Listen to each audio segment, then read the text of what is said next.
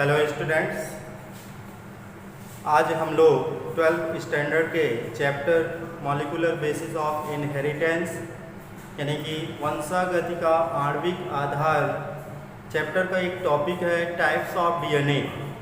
Types of DNA और 4 gaps rules के विषय में पढ़ेंगे। Types of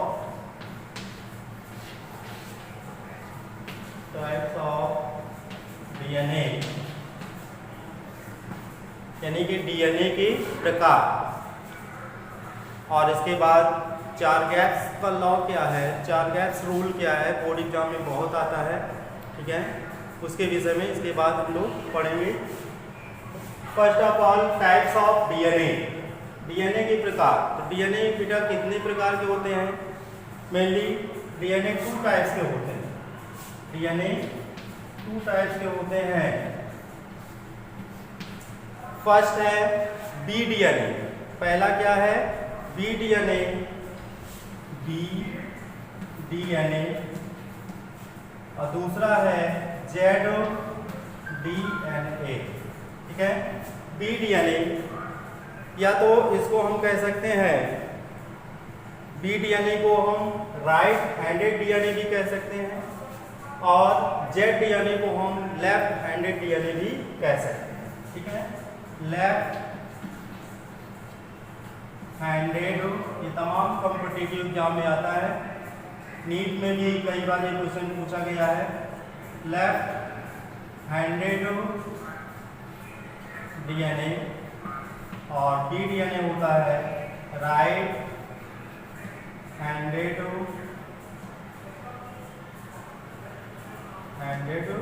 DNA. Left hand right का मतलब ये होता है कि जो राइट हैंडेड डीएनए होता है ये राइट साइड में कॉइल्ड होता है, left handed DNA left side में कॉइल्ड होता है। जो बी डीएनए है ये सामान्य डीएनए है और इसकी डिस्कवरी वाटसन एंड क्रिक ने 1953 में की थी। बी डीएनए की खोज वाटसन एवं क्रिक ने 1953 ईस्वी में की थी और इस इम्पॉर्टेंट वर्क के लिए इन्हें 1962 में मेडिकल एरिया का नोबेल प्राइज भी प्राप्त हुआ था। जेड डीएनए, इसकी डिस्कवरी, जेड डीएनए की खोज Wong and Alexander rich, Wong and Alexander rich, Alexander rich नामक वैज्ञानिकों ने जेड डीएनए की खोज की थी, ठीक है। तो डीएनए मेनली 2 टाइप्स के होते हैं, B DNA and Z DNA. अब इसमें क्वेश्चन पूछ लिया जाता है कि किस डीएनए को हम लेफ्ट हैंडेड डीएनए कहते हैं। तो Z DNA left handed DNA होता है। कौन सा डीएनए राइट हैंडेड होता है? तो B DNA right handed DNA कहलाता है, ठीक है। अब इसके बाद हम लोग पढ़ेंगे यानी कि जो बी डीएनए है इसका जो हेलिक्स होता है, इसका जो कुंडलन होता है वो राइट साइड में होता है। जो जेड डीएनए है इसका कुंडलन लेफ्ट साइड में होता है बेटा, ठीक है। और उसके बाद आपने डीएनए के डबल हेलिक्स मॉडल में पढ़ा था कि प्रत्येक हेलिक्स में 10 पेयर ऑफ नाइट्रोजनस बेसेस होते हैं, ठीक है। हेलिक्स का मतलब इस फिगर में देखेंगे, जैसे ये एक पॉलीन्यूक्लियोटाइड चेन है। क्या है बेटा? पॉलीन्यूक्लियोटाइड चेन है और ये चेन जैसे मान लीजिए 2 रिबन को हम एक एक्सिस पर उसको कॉइल्ड करें, ठीक है, तो इस तरह की स्ट्रक्चर्स आपको मिलेगी। यानी कि जो रिबन, एक रिबन ऊपर होगा तो दूसरा वाला नीचे होगा और जो नीचे वाला रिबन है वो यहाँ पर आकर के ऊपर हो जाएगा और यहाँ ऊपर वाला नीचे चला जाएगा, ठीक है। फिर नेक्स्ट टाइम फिर जो यहाँ पे ऊपर था वो फिर ऊपर आ जाता है। तो यहाँ से यहाँ तक का डिस्टेंस जो होता है इसको जो है हम 1 हेलिक्स कहते हैं। इस एरिया को क्या कहते हैं? 1 हेलिक्स कहते हैं। और इसकी जो डिस्टेंस होती है वो सामान्य डीएनए में 34 एंगस्ट्रॉम होती है। तो सामान्य डीएनए इसमें कौन सा है? B DNA. बी डीएनए यानी कि इसमें 1 हेलिक्स का डिस्टेंस कितना होता है? 34 एंगस्ट्रॉम होता है। अब इसमें आपने ये भी पढ़ा कि जो इसमें प्रत्येक हेलिक्स में नंबर ऑफ नाइट्रोजनस बेसिस कितने होते हैं? 10 पेयर। ठीक है, 10 पेयर्स होते हैं। प्रत्येक हेलिक्स में नंबर ऑफ नाइट्रोजनस बेसिस कितने होते हैं बेटा? 12 पेयर्स होता है। यानी कि जो नॉर्मल डीएनए है उसमें 10 पेयर्स या इसको वो माना गया है 10.5 होता है। ठीक है, 10.5 होता है, लेकिन इसको लिखा कितना जाता है, पढ़ते कितना है हम लोग? 10 पेयर्स। लेकिन डी डीएनए में प्रत्येक हेलिक्स में नंबर ऑफ नाइट्रोजन बेसिस कितने होते हैं? 10.5 होते हैं। ठीक है, 10 हम लोग जो है जनरली लिखते हैं, 10 पेयर्स। ठीक है, लेकिन जो जेड डीएनए होता है इसमें नंबर ऑफ बेस पेयर्स प्रत्येक हेलिक्स में 12 पेयर्स होते हैं, 12 पेयर्स होते हैं। ठीक है, यानी कि जो जेड डीएनए है इसके प्रत्येक हेलिक्स में maximum 12 pairs of nitrogenous bases पाए जाते हैं या रह सकते हैं। ठीक है बेटा, उसके बाद इसमें जो बी डीएनए है इसमें प्रत्येक नाइट्रोजनस बेसिस के बीच की जो डिस्टेंस होती है वो कितनी होती है? 3.4 एंगस्ट्रॉम होती है। 3.4 एंगस्ट्रॉम। मान लीजिए ए है, ये डी से लगेगा, सी जी से लगेगा। ठीक है, तो यहाँ से यहाँ इसका जो डिस्टेंस होगा, ठीक है, प्रत्येक नाइट्रोजनस बेसिस के बीच का जो दूरी होगा, डिस्टेंस होगा, वो कितना होता है? 3.4 एंगस्ट्रॉम। इसमें बी डीएनए में ये डिस्टेंस 3.4 एंगस्ट्रॉम होती है, और जेड डीएनए में ये डिस्टेंस कितनी होती है? 3.8 एंगस्ट्रॉम होती है बेटा। ये डिफरेंस भी हो जाएगा। ठीक है, जेड डीएनए और बी डीएनए में डिफरेंस भी हो जाएगा कि बी डीएनए में प्रत्येक नाइट्रोजनस बेसिस का जो डिस्टेंस होता है, दूरी होता है, वो 3.4 एंगस्ट्रॉम होता है, लेकिन जो जेड डीएनए है उसमें नाइट्रोजनस बेसिस के बीच का डिस्टेंस जो होता है वो 3.8 एंगस्ट्रॉम होता है। ठीक है, और इसी तरह ये पेयर्स में हो जाएगा। यानी कि जो बी डीएनए है उसमें 1 हेलिक्स में मैक्सिमम 10.5 नाइट्रोजनस बेसिस पाए जाते हैं, जबकि जो जेड डीएनए है उसमें प्रत्येक हेलिक्स में कितने पेयर नाइट्रोजनस बेसिस होंगे बेटा? 12 पेयर होते हैं। ठीक है, ये दो डिफरेंस इधर क्लियर हो गया। ठीक, अब उसके बाद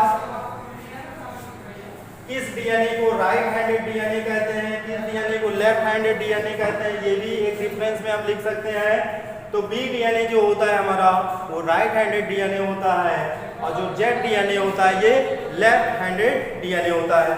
उसके बाद और से हम जो है लिख सकते हैं, यानी कि अब यहाँ देखेंगे इस फिगर में, तो यहाँ से यहाँ तक का जो डिस्टेंस है इसका क्या कहेंगे? इसका एरिया यानी कि व्यास होता है, एरिया होता है। तो जो ठीक है, तो जो समान डीएनए यानी कि बी डीएनए है इसमें कितना एंगस्ट्रॉम होता है? 20 एंगस्ट्रॉम। टोटल डिस्टेंस कितना होता है? 20 एंगस्ट्रॉम। ठीक है, यानी कि बी डीएनए में दो पॉलीन्यूक्लियोटाइड चेन के मध्य का जो व्यास होता है, एरिया होता है, ठीक है, वो कितना होता है? 20 एंगस्ट्रॉम होता है। ठीक है, तो आधे का कितना हो जाएगा? 10 इधर हो जाएगा। अगर यहाँ से यहाँ तक का लेंगे तो 10 एंगस्ट्रॉम हो जाएगा, 10 इधर का हो जाएगा। ठीक है, लेकिन ये किसका है भाई? 20 एंगस्ट्रॉम 20 किसका हो जाएगा? बी डीएनए का। और जो जेड डीएनए है इसमें ये डिस्टेंस जो होता है वो 18 एंगस्ट्रॉम ही केवल होता है। यानी कि दो पॉलीन्यूक्लियोटाइड के बीच का जो डिस्टेंस होता है, दूरी होता है, वो 18 एंगस्ट्रॉम यानी कि 18 एंगस्ट्रॉम ही होती है। ठीक है बेटा, अब ये दोनों में मेन डिफरेंस हो गए, कितने पेयर नाइट्रोजनस बेसिस होते हैं और इनकी डिस्कवरी किसने की थी। ठीक है, इसमें दो ग्रुप बनते हैं, ये मेजर ग्रुप हो जाएगा। ठीक है, ये यहाँ से अगर हम लोग करें, ये यहाँ देखें कि इसका गहराई ज़्यादा है। ठीक है, इसमें कैपिंग ज़्यादा है, तो ये मेजर ग्रुप हो जाएगा। अगर यहाँ से वो करेंगे तो यहाँ पर देखेंगे बहुत थोड़ा है गहराई, इसकी डेप्थ बहुत कम है, तो ये क्या हो जाएगा, माइनर ग्रुप बन जाएगा और ये मेजर ग्रुप बन जाएगा। तो दो ग्रुप बनते हैं, major group and minor group, ठीक है। तो ये बेटा डीएनए कितने टाइप्स के होते हैं, 2 टाइप्स के होते हैं, B DNA and Z DNA, ठीक है। अब यहीं पर एक क्वेश्चन और बनता है, ये तो टाइप्स ऑफ डीएनए और इसमें डिफरेंस भी हो गया कि जितने टाइप्स के डीएनए थे बी एंड जेड, इसमें डिफरेंस भी पढ़ लिया हमने और इसके टाइप्स भी जान लिया। अब हम एक और क्वेश्चन जो इम्पोर्टेंट है बोर्ड एग्जाम की दृष्टि से, चॉर-गैप्स लॉ, ठीक है, कॉम्पिटिटिव एग्जाम में भी पूछा जाता है, एमएनएस एग्जाम है, नीट में भी पूछा गया चॉर-गैप्स लॉ के विषय में, ठीक है। तो chore-gaps rule,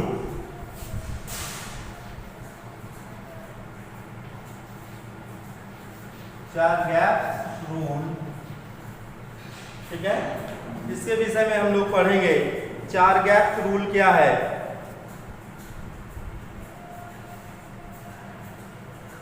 chore-gaps rule,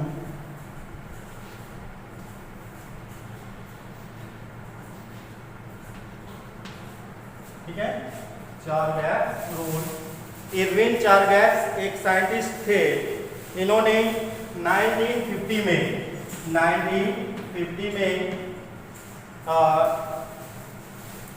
DNA के स्ट्रक्चर्स के विषय में एक रूल बनाया था। इसमें जो नाइट्रोजनस बेसिस का जो अरेंजमेंट और उनकी जो नंबर होती है उससे रिलेटेड एक रूल्स बनाया था। पहले तो बताया था इन्होंने कि purines equal to pyrimidines, purines base जो होते हैं प्यूरिन्स इक्वल टू पिरिमिडिन्स, यानी कि जितने प्यूरिन्स बेस होंगे उतने ही क्या होंगे, पिरिमिडिन्स बेस भी उतने ही होंगे, ठीक है। यानी कि प्यूरिन्स और पिरिमिडिन्स बेसों की संख्या क्या होनी चाहिए, बराबर होनी चाहिए। यानी कि मान लीजिए प्यूरिन्स बेस कौन से हैं भाई, प्यूरिन्स मान लीजिए ये दो हैं A and G, adenine and guanine, ये कौन से बेस होते हैं, प्यूरिन्स बेस होते हैं, ठीक। और पिरिमिडिन्स बेस कौन से हैं, ये 3 होता है P C and U, thymine, cytosine and uracil, ठीक है, ये पिरिमिडिन्स बेस हो गए। यानी कि अगर ए है, ए क्या है, प्यूरिन्स है, अगर ए की संख्या मान लीजिए 10 है तो पिरिमिडिन्स की ये एडेनिन किससे लगेगा, थायमिन से जुड़ता है, तो यानी कि इसकी संख्या इसके बराबर होना चाहिए। यानी कि दूसरा हो जाएगा कि always A equal to T होता है, ठीक है, क्योंकि उसमें जो नाइट्रोजनस बेसिस की पेयरिंग होती है तो एडेनिन किससे बॉन्ड बनाता है, थायमिन से बनाता है, ये बीच में जो बॉन्ड बनता है इसे हाइड्रोजन बॉन्ड कहते हैं। यानी कि ए इक्वल टू टी होना चाहिए, ठीक है। और फिर ग्वानिन किससे बॉन्डिंग करेगा, जी इक्वल टू सी होना चाहिए, ठीक है। ग्वानिन किससे बॉन्ड बनाता है, साइटोसिन से। यानी कि ये दूसरा रूल हो जाएगा।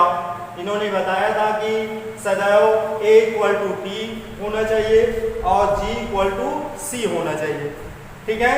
अब उसके बाद और एक चीज इन्होंने बताया था कि ए प्लस टी का रेशियो जो होता है होना चाहिए वो जी प्लस सी के इक्वल होना चाहिए। ए प्लस टी रेशियो जी प्लस सी होना चाहिए, ठीक है बेटा।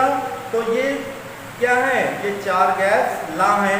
इस अकॉर्डिंग, इसके अनुसार जो है जो नाइट्रोजन बेसिस हैं वो इसमें जो है सिस्टमैटिक सीक्वेंस में लगे होते हैं, इससे जो है इनकी संख्या जो है कम या ज़्यादा नहीं होती है। तो यहाँ पर 2 चीज़ें हमने पढ़ा इस वीडियो में। पहला जो टाइप्स ऑफ डीएनए 2 टाइप्स का था, B DNA and Z DNA, फिर उसमें हमने डिफरेंस पढ़ा। दूसरा क्वेश्चन यहाँ पे हमने पढ़ा कि जो नाइट्रोजनस बेसिस जो है डीएनए में किस सीक्वेंस में लगे होते हैं, इनकी नंबर कितनी होनी चाहिए, इनकी संख्या कितनी होनी चाहिए, तो उसका सीक्वेंस ये होना चाहिए। और इसे हम क्या कहते हैं बेटा, चॉर-गैप्स लॉ कहते हैं, ठीक है बेटा। तो ये क्वेश्चन कंप्लीट हो गया और मुझे उम्मीद है कि आपको भी बहुत अच्छी तरीके से समझ में आएगा ये टॉपिक। और लास्ट में चैनल को लाइक, सब्सक्राइब एंड शेयर करना मत भूलिएगा। कहीं पर कोई प्रॉब्लम हो तो कमेंट बॉक्स में ज़रूर कमेंट करें। ठीक है बेटा, ओके, थैंक यू।